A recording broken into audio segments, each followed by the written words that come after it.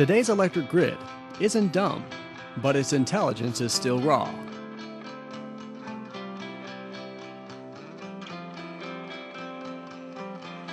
Thanks to a grant from the U.S. Department of Energy, NRECA's Cooperative Research Network and about 20 co-ops from 10 states are embarking on an ambitious demonstration of how adding intelligence to the grid can make the delivery of electricity more reliable, dynamic, secure, and can put a brake on rising costs. I think what's most important about the timing of the Smart Grid project is that we've run out of options in this country in terms of how we're going to ensure that we have reliable, affordable electricity. The Department of Energy has allocated $34 million and is providing a 50% cost share on the long list of smart grid technologies and devices co-ops will install as part of the demonstration. In addition, CRN will manage 70 separate research projects with the participating co-ops.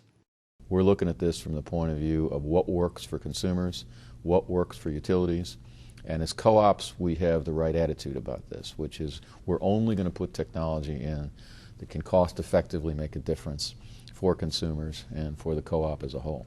So we're very excited that the research itself is going to prove some things one way or another about the value of smart grid technology. A critical part of the project will be the introduction and testing of cybersecurity measures. Another focus is integration. Multispeak, the interoperability protocol originally developed by CRN, will allow products from different vendors to communicate fluently. Co-ops will be investing in technologies in two basic areas. The first is to increase the reliability of power delivery through improved distribution automation.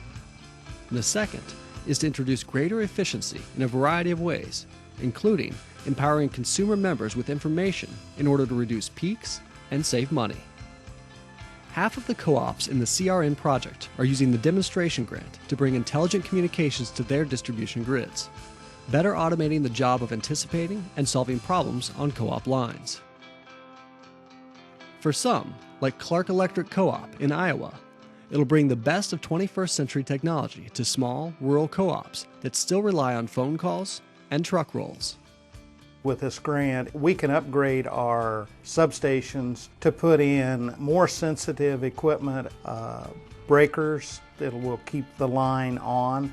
It also will allow us to understand what's going on at the substation from the office. And we can see when we lose a circuit, which will give us a much better opportunity to respond to those issues. Other co-ops, like Snapping Shoals EMC in Georgia, are scrambling to keep up with galloping growth and consumer demands for service without a blink. An investment in distribution automation is critical. Being able to automate different portions of it to self-heal, that's a tremendous advantage. It reduces the effects of outages, it increases reliability, it also increases the confidence that the customers have in us. Many of the participating co-ops will evaluate how to better engage the consumer with information about energy use and test new ways to work with members to manage loads in the home to reduce demand. I think it'll bring the co-op and the member closer together, going inside the home with a home area network. Is it economical to put these in the home? That's yet to be answered. We're going to have load management switches, and you can tell it, I want the air conditioner to go down by a certain percentage, and instead of cutting a water heater off for 2 or 3 hours to lower your demand, you're going to be able to send a signal to lower the temperature, and you don't encumber or hinder the member's life as much. Over the next 4 years, the project will help co-ops weed through a complex menu of technology options in order to make smart choices. We would like to think that power costs are going to go down, but they're not going to do that. They're going to continue to rise, and we want the member to be informed and have ways to decrease their usage and become more energy efficient if they so desire to do that. The future is going to require us to be smarter about how we provide energy and our ability to understand what's going on in the system. And this is one significant step to get to that point.